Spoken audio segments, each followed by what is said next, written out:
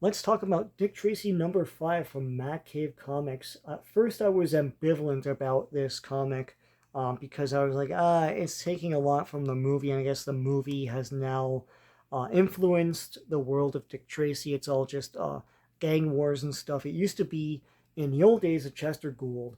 Dick Tracy was tracking down one villain, uh, piecing together clues, and the clues weren't stupid or anything.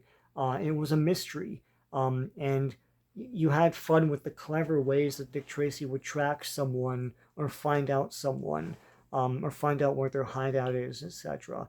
And get out of traps too. There was a lot of cleverness to that, and that's not what this is. This is like there's a gang war, and Dick Tracy teams up with his new partner, and Tess Trueheart is around too, and she reports and everything.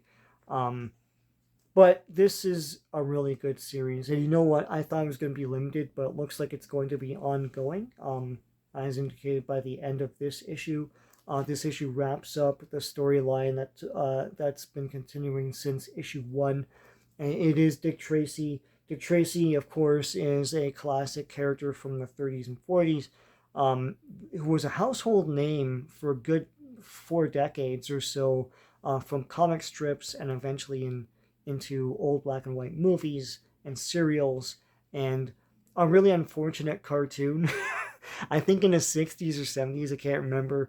Um, but yeah, and of course the 1990 movie with Warren Beatty, from which he still, I think, retains the screen rights and has squelched um, the property since then.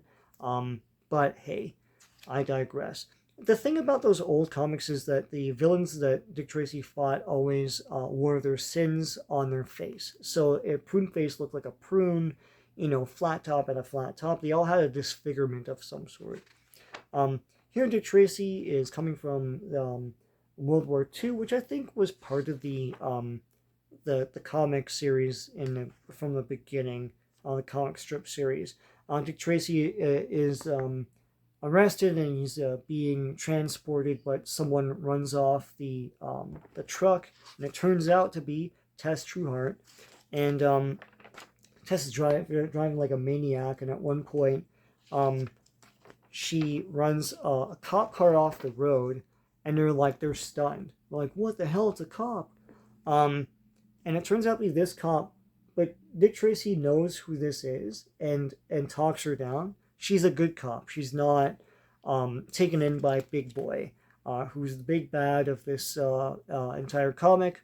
For more examples, please see the 1990 movie. Big Boy doesn't look anything um, like he did in that movie. He's a different interpretation. Um, but yeah, so here's Flat Top and others. I think Pruneface is in the back there. I can't remember who the other guy is. And they have a showdown with Dick Tracy. I love when they say his name, Dick Tracy, and it's the logo. Actually, let's do the credits. Here are the credits here. And there's a lot of love and care about this time period and everything too, and the excitement of old gangster movies and stuff, which is not a thing anymore. Um, but this is a great. It just looks like a breath of fresh air today. Um, and here's Big Boy, Big Boy Caprice.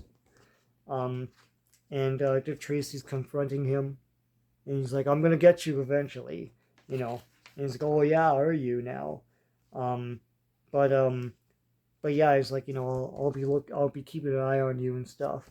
Um, and then here's like Dick Tracy walking the streets at the end, in broad daylight with his nice yellow trademark coat, and Tess gets a promotion, and Dick Tracy and his new partner are now cops again, and Dick Tracy, of course, has his Apple iWatch. So he always had a high tech watch he can communicate to people with. Back in the 30s and 40s, that looked like science fiction, and now it's just a thing everyone has. And it says to be continued, so it's not some sort of 5-issue thing. I love that. I'm going to continue to collect these Dick Tracy comics. This is great. Um, if you like, sort of strategies and different crime families like vying for control and one man trying to stop them all, this is great stuff. There's lots of action. There's intrigue, definitely. And they're going to, I hope, continue to work in more and more and more characters from the classic Chester Gould comic strip. I do highly recommend Dick Tracy #5. I recommend the series as well. Likely there'll be a trade paperback or something like that, at least of these 5 issues. So yes, I do recommend Dick Tracy a lot. It's pretty cool stuff.